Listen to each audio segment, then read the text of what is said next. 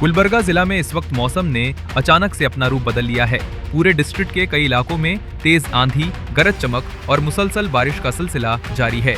इस बीच गुलबर्गा के कलगी तालुका के रटकल गांव से एक खास खबर सामने आई है, जहां मुरुगेंद्र शिवयोगी गला पट्टाधिकारी महोत्सव के सिलसिले में एक प्रोग्राम का आयोजन किया गया था। प्रोग्राम के लिए लगाया गया टेंट अचानक आई तेज आंधी और तूफानी हवाओं की वजह से उड़कर गिर गया।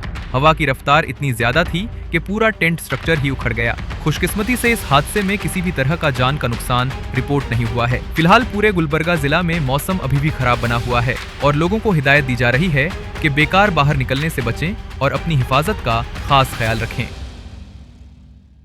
अगर आप गुलबर्गा में एक बेहतरीन सीबीएसई स्कूल की तलाश में हैं, तो आई इनोवेटिव इंटरनेशनल स्कूल में आपका स्वागत है। यहाँ मिलती है smart classes, experience teachers, labs और एक्टिविटी बेस्ड लर्निंग। एलकेजी से 9th तक एडमिशंस ओपन है। ज्यादा जानकारी के लिए स्कूल विजिट करें।